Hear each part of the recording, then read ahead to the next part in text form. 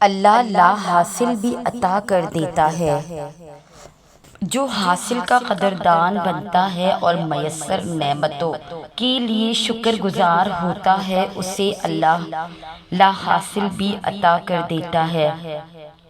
اس کی قدردانی اور شکر گزاری اللہ کو اس سے اس قدر راضی کر دیتی ہے کہ پھر اسے وہ چیز ملنے میں دیر نہیں لگتی جس کا وہ طالب ہوتا ہے۔ اگر کوئی مجھ سے پوچھے کہ میں نے اپنی اب تک کی زندگی میں کیا سیکھا، کیا تجربہ کیا، تو میں کہوں گا کہ اللہ کے سوا کوئی بھی نہیں ہوتا۔ کل ملا کے انسان کا جو اثاثہ بچتا ہے وہ بس اللہ سے شروع اور اسی پر ختم ہو جاتا ہے، اور یہ دنیا، یہ دوست، حتیٰ کہ عزیز رشتے سب غائب ہو جاتے ہیں۔ کوئی مجھ سے پوچھے کہ زندگی کا حاصل کیا ہے، تو میں کہوں گا کہ اللہ کو راضی کرنا اور ہر اس خواہش پر، ہر اس انسان سے دور ہو جانا جس کی وجہ سے آپ اللہ سے دور ہو رہے ہوتے ہو۔ جو لوگ زندگی میں خسارے برداشت کرنے کے عادی ہو جائیں، ان کے لیے اپنی قیمتی چیزوں اور بے پناہ محبت سے بنائے گئے رشتوں سے دستبردار ہونا بہت آسان ہو جاتا ہے۔ کہتے ہیں کہ اپنی جگہ نہیں چھوڑنی چاہیے، مگر یہ لوگ بآسانی منظر سے ہٹ جاتے ہیں، اور عجیب یہ کہ اس پہ ملال بھی نہیں کرتے۔ کھونے کا ہنر ہر انسان بہت اذیتوں اور تکلیفوں سے گزر کر سیکھتا ہے، مگر ایک بار کسی شخص کی تکلیف کامل ہو جائے اور وہ اس فن کو سیکھ جائے تو پھر وہ چیز اور لوگوں سے بے نیاز ہو جاتا ہے اور صرف اپنے رب کا ہو جاتا ہے۔ کیوں اتنا سوچتے ہو؟ کیا اللہ واقف نہیں تمہارے درد سے؟ وہ آنسو جو تم بہا نہیں پاتے، تمہارا رب اس کی بھی وجہ جانتا ہے۔ بس یقین رکھو، وہ کن کہتا ہے اور اندھیرے راستے معجزوں سے روشن ہو جاتے ہیں۔ کثرت مت مانگیے، برکت مانگیے۔ کثرت آزمائش ہے، جبکہ برکت ایک نعمت۔ کثرت نصیب ہے اور برکت خوش نصیبی۔ کثرت آپ کا اندازہ ہے کہ اس قدر ہو تاکہ آپ کی ضرورت پوری ہو، اور برکت اللہ تعالیٰ کی گارنٹی ہے کہ جو ملے اس میں ضروریات لازماً پوری ہو۔ کثرت والے حساب میں پھنس گئے اور برکت والے پار لگ گئے۔ دعا ہے کہ آپ جن دعاؤں کے لیے ہاتھ اٹھائیں وہ دعائیں قبول ہو جائیں۔ اللہ آپ کی سب پریشانیاں دور فرمائے، آمین ثم آمین یا رب العالمین، اور آپ کو استقامت کے ساتھ اچھی زندگی گزارنے کی توفیق عطا فرمائے۔ بے شک اللہ کے فیصلے ہمیشہ دیر سے سمجھ آتے ہیں، لیکن جب سمجھ آتے ہیں تو آنکھیں بھیگ جاتی ہیں اور دل کہتا ہے یا اللہ تیرا شکر ہے، جو ہوا بہتر ہوا۔ دل بہت اداس ہے، آج اچانک دل بہت اداس ہوا۔ تمہیں دیر سے ملے گا مگر کمال کا ملے گا۔ یہ دیر صرف وقت کا کھیل نہیں، یہ رب کی حکمت ہے۔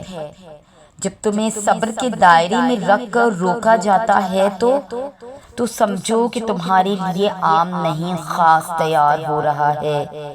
جو چیز جلدی مل جاتی ہے وہ اکثر عارضی ہوتی ہے، مگر جو دیر سے ملتی ہے وہ زندگی بدل دیتی ہے۔ یہ دیر تمہاری آزمائش ہے، مگر انعام تمہاری برداشت سے کہیں بڑا ہوگا۔ اللہ وہی دیتا ہے جو تمہارے حق میں بہتر ہو، اور جب وہ دیتا ہے تو سب دیکھتے ہیں اور سب دیکھتے رہ جاتے ہیں، مگر صرف تم جانتے ہو کہ اس کے پیچھے کتنے آنسو، کتنی دعائیں اور تنہائیاں تھیں۔ اس لیے مایوس مت ہونا، کیونکہ تمہارا کمال آ رہا ہے، بس تھوڑا صبر کرو۔ جب ہم کسی معاملے میں اللہ تعالیٰ سے مشورہ مانگتے ہیں تو مشورہ بھی ملتا ہے اور غیبی مدد بھی، مگر ہم دھیان نہیں دیتے۔ کیا کبھی ایسا ہوا ہے کچھ کھانے کو جی چاہا ہو اور وہ چیز کسی نہ کسی ذریعے آپ تک اسی وقت پہنچ جائے؟ کیا کبھی ایسا ہوا ہے کہ کہیں سے مدد کی امید نہ ہو لیکن اچانک سے کہیں سے مدد آ جائے؟ کیا کبھی ایسا ہوا ہے کہ اپنا کوئی دھوپ میں لا کھڑا کر دے اور اچانک سے کوئی اجنبی سا شخص ہاتھ تھام کر چھاؤں تک لے جائے، نہ کوئی سوال کرے نہ جواب؟ کبھی ایسا ہوا ہے کہ سورج کی دہکتی کرنوں سے جسم پگھلنے لگے اور اچانک سے بارش ہو جائے؟ کیا ایسا ہوا ہے کہ تم نے منہ سے دعا مانگی ہی نہیں، وہ قبول ہو کر تمہارے روبرو لا کھڑی کر دی گئی ہو؟ ایسا ہوتا ہے، وہ مختلف ذریعوں سے مدد بھیجتا ہے۔ وہ اگر کوئی چیز واپس لے لیتا ہے تو اس کی جگہ اس سے بہتر چیز سے نواز بھی دیتا ہے۔ وہ معجزے بھی کرتا ہے اور دعائیں بھی قبول کرتا ہے، بس اس کا انداز جدا ہے سب سے، اسی لیے تم سمجھ نہیں پاتے۔ یہی خوبی ہے رب تعالیٰ میں، اور اسی طریقے سے اللہ ہمیں بیچ مجدار سے لا کر کنارے لگا دیتا ہے۔ انسان نہیں جانتا اللہ کب، کہاں اور کس طرح اپنے بندوں کی شر سے بچاتا ہے۔ ہم صرف تعلق ٹوٹتا دیکھتے ہیں مگر اس سے جڑا شر نہیں جانتے، مگر وہ رب خوب جانتا ہے، وہ بڑا جاننے والا، اور سینوں کے اندر چھپے رازوں اور نیتوں کو جب توفیق دعا تمہارے مقدر کا حصہ لکھ دیتی ہے تو قبولیت کے معجزے خود بخود ہونے لگتے ہیں۔ المقتدر وہ دیکھ رہا ہے تمہارا انتظار، بس صبر کا دامن نہ چھوڑو کہ تمہارا یہی انتظار معجزوں میں بدل دیا جائے گا۔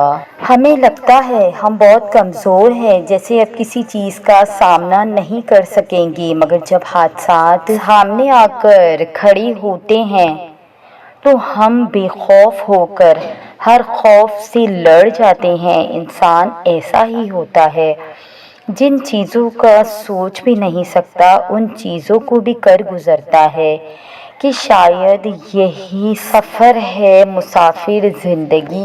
تو آج کا ہمارا ٹاپک ہے تہجد، لیکن اپنی ویڈیو شروع کرنے سے پہلے ہمیشہ کی طرح آپ سے گزارش ہے کہ جنہوں نے ہمارے چینل کی اس سے پچھلی تمام ویڈیوز نہیں دیکھی ہیں تو پہلے وہ دیکھ لیجیے، اور ویڈیو پسند آنے کی صورت میں ہمارے چینل کو سبسکرائب کیجیے۔ صبح کے 4 بج رہے تھے، وہ تہجد پڑھ چکی تھی اور اب وہ اپنے رب سے دعا کر رہی تھی، یا اللہ میں تنہا ہوں، میری مدد کر۔ میرے رب مجھے ایسا لگ رہا ہے میں کسی گہرے کالے سمندر میں پھنس چکی ہوں، میرے ارد گرد صرف اندھیرا ہے، اس سمندر کی تیز لہریں سنائی دے رہی ہیں۔ یا اللہ میں ڈر رہی ہوں، مجھے خوف ہے یہ لہریں مجھے ڈبو دیں گی، مگر میرا یہ ڈر میرا تجھ پر یقین سے بڑا نہیں ہے۔ میں تجھ سے نا امید تو نہیں، میں جانتی ہوں تو مجھے اس سمندر سے نکالے گا۔ یا رب میرا بس تو ہی سہارا ہے، میرے مالک میری مدد کر۔ وہ روتی ہوئی سجدوں میں گر گئی اور اس کی سسکیاں بتا رہی تھی کہ اس کی دعا عرش تک پہنچ چکی ہے۔ ہمیں تنہائی میں اللہ کے قریب کرتی ہے۔ لوگوں کے چھوڑ جانے سے گھبرایا نہ کرو، جب تمہارا ساتھ کوئی نہ دے تو دل خود ہی اللہ کی طرف رجوع کرنے لگتا ہے۔ ہم خود ہی اپنی باتیں اللہ سے شیئر کرنے لگتے ہیں، اور وہ آنسو جو سارا دن روک کر ہم نے رکھے ہوتے ہیں وہ رات کو اللہ کو اپنی کہانی سناتے ہوئے خود بہنے لگتے ہیں، اسی لیے خود کو تنہا محسوس نہ کیا کرو۔ اللہ ہے نا، وہی تمہاری تنہائی کا سکون ہے اور اللہ سے قربت کا سب سے انمول ذریعہ ہے۔ رات کی تہجد، رات کو اللہ کو اپنی کہانی سنانا، اپنے دل کا حال سنانا۔ کہ تہجد کی توفیق حضرت حسن بصری رحمۃ اللہ علیہ کے پاس ایک نوجوان آیا، کہنے لگا حضرت دعا کرے کہ تہجد کی توفیق مل جائے۔ وہ فرمانے لگے اے دوست، تم دن کے اعمال ٹھیک کر لو، رات کے اعمال کی توفیق اللہ تمہیں خود دے دے گا۔ ہمارا جسم دنیا کے کاموں کے لیے رات کو کتنی دفعہ جاگا ہوگا، ہم ان راتوں کی تعداد بھی نہیں گن سکتے۔ اللہ تعالی ہمیں اپنے لیے راتوں کو جاگنے کی توفیق عطا فرمائے، آمین ثم آمین یا رب العالمین۔ تہجد میں جاگنے والے اللہ کو پسند ہیں۔ تہجد میں جاگنے والوں کو چاہیے کہ سونے والوں کے لیے دعا کریں اور ملنے والوں کو چاہیے کہ بچھڑنے والوں کے لیے دعا کرے۔ کامیاب ہونے والوں کو چاہیے کہ ہارنے والوں کے لیے دعا کرے۔ ہنسنے والوں کو چاہیے کہ رونے والوں کے لیے دعا کرے۔ محبت کرنے والوں کو چاہیے کہ نفرت کرنے والوں کے لیے دعا کرے۔ کہ آگے بڑھ جانے والوں کو چاہیے پیچھے رہ جانے والوں کے لیے دعا کرے۔ نیکوکاروں کو چاہیے گنہگاروں کے لیے دعا کرے۔ ہر ایک کو چاہیے دوسرے کے لیے دعا کرے اور میرے لیے بھی دعا کرے۔ اور یہ دعا کرنے کا سب سے بہترین وقت تہجد ہوتا ہے، جب اللہ تعالیٰ دنیاوی آسمان پر آ کر پوچھتا ہے کہ ہے کوئی میری عبادت کرنے والا، مجھ سے مانگنے والا، میں اسے عطا کروں۔ تہجد پڑھنے کا خیال اور اللہ تمہاری دعائیں سنی جا چکی ہیں، تمہارے صبر کا صلہ لکھا جا چکا ہے۔ اب تمہیں تمہارے یقین کے معجزے دکھائے جائیں گے تاکہ تم جان سکو کہ مخلص دل اختتام میں ہمیشہ جیت جاتا ہے اور تقدیریں اللہ کے ایک اشارے پہ بدل جایا کرتی ہیں۔ کتنا سکون ملتا ہے نا جب آپ کے لیے سارے راستے بند ہو جائے اور آپ کا دل کہے کہ صبر رکھو، اللہ کی رحمت کا دروازہ ابھی بند نہیں ہوا، تو پھر آپ کا تہجد پڑھنے کا دل بھی کرتا ہے اور خیال بھی آتا ہے، بے وجہ تو نہیں، آخر کچھ تو ہے جو ممکن ہوتا ہے۔ دعا اور معجزے، اللہ ناممکن چیزوں میں نظر آتا ہے جب وہ چیزیں ہوتی ہیں جن کے ہونے کا ہم تصور بھی نہیں کر سکتے، جب وہ دروازے کھلتے ہیں جن کی کھلنے کی ہمیں امید بھی نہیں ہوتی، جب وہ راستے ہمیں اس منزل تک لے جاتے ہیں جس کا ہمیں گمان بھی نہیں ہوتا۔ یہ حالات کا بدلنا، یہ دروازوں کا کھلنا، یہ راستوں کا منزل تک لے جانا آپ کو، اس سے اچھا کیا ہے؟ یہ سب بلا وجہ تو نہیں ہے۔ وہ جو رہنما ہے سات آسمانوں پر، جو شے رب سے بھی زیادہ قریب تر ہے، یہ ساری پہیلیاں اس کی ہیں۔ ان پہیلیوں کے جواب وہ خود دیتا ہے، بس ذرا مختلف ہوتے ہیں۔ نہ ہونے کا ہونا وہ تب ہی کرتا ہے جب انسان کا یقین زمین اور آسمان سے بہت وسیع ہو جاتا ہے، پھر اس وسیع یقین میں معجزے سماتے ہیں، پھر ان معجزوں میں خدا نظر آتا ہے۔ جب اللہ کسی کا خیال دل میں لاتا ہے تو اس کی جگہ نصیب میں بھی کہیں چھپا کے رکھتا ہے، اور وہ چھپی ہوئی چیزیں تو بس انہی کو ملتی ہیں جو دعا کرتے ہیں، تہجد کی پابندی کرتے ہیں۔ دعا وہ کر سکتی ہے جو آپ نہیں کر سکتے۔ قبولیت کا اشارہ، دعاؤں کا مسلسل تمہارے لبوں کی تسبیح بن جانا اللہ کی طرف سے تمہارے لیے قبولیت کا ایک اشارہ ہے، اور دعا مانگتے رہو، اسے اپنے بندے کے اٹھے ہوئے ہاتھوں کی لاج رکھنا آتا ہے۔ تہجد تک آنا، آپ کا تہجد تک آنا تو اس بات کی دلیل ہے کہ آپ کی دعا قبول ہو چکی ہے۔ اللہ کو مانگنا پسند آ جائے۔ اللہ دیر ہی انہی کے لیے کرتا ہے جن کا مانگنا اسے بے حد پسند آ جاتا ہے۔ جنت کے خوبصورت بالا خانے ملنا۔ علی رضی اللہ عنہ سے مروی ہے، وہ کہتے ہیں رسول اللہ صلی اللہ علیہ وآلہ وسلم نے فرمایا کہ یقیناً جنت میں ایسے بالا خانے بھی ہیں جن کا اندرونی حصہ باہر سے نظر آتا ہے اور بیرونی حصہ اندر سے نظر آتا ہے۔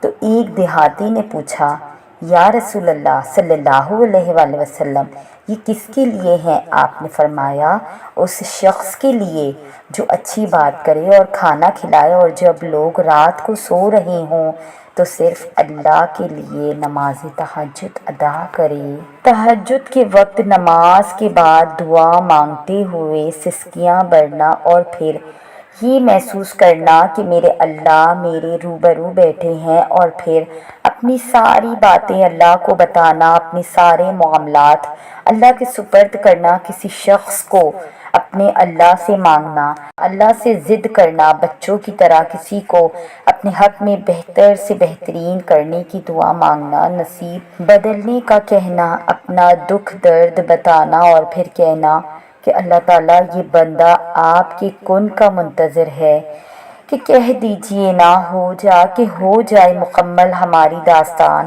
اور روتے روتے درود شریف پڑھ کے دعا مکمل کرنا اور اس کے بعد سکون کی سانس لینا۔ یہی تہجد کہلاتا ہے۔ جو چیز ہم مانگتے ہیں اللہ تعالیٰ سے، اللہ کو پہلے سے ہی معلوم ہوتی ہے۔ ہم جس چیز کے لیے تڑپتے ہیں اللہ پہلے سے ہی اس تڑپ سے واقف ہوتا ہے۔ جب اسے سب پہلے سے پتہ ہوتا ہے تو ہمیں عطا کیوں نہیں کرتا؟ کیونکہ اس کے لیے ہی تو اللہ نے دعا بنائی اور دعا مانگنے کے لیے ہمیں بنایا، تاکہ ہم اس سے مانگیں، اس سے بات کریں، اس سے بلاتے ہوئے اس سے رجوع کرتے رہیں، اس سے دور نہ ہو جائیں، اس کے قریب رہیں تاکہ وہ ہمارے قریب ہو جائے، ہم اس سے مانگیں، اور انہی باتوں میں ہمارا الجھا ذہن اس چیز سے ہٹ جاتا ہے جو ہمارے لیے اچھی نہیں ہوتی۔ اتنی محبت کرتا ہے اللہ ہم سے، ہمارے لیے ہمیں غم دیتا ہے اور ہمارے لیے ہی ہم سے محبت کرتا ہے۔ تو یہ تھی ہماری آج کی ویڈیو کا اختتام کرنے سے پہلے آپ سے گزارش ہے کہ جنہوں نے ہمارے چینل کی اس سے پچھلی ویڈیو نہیں دیکھی تو پہلے وہ دیکھ لیجیے، اور ویڈیو پسند آنے کی صورت ہمارے چینل کو سبسکرائب کیجیے۔ جزاکم اللہ خیرا کثیرا، احسن الجزاء۔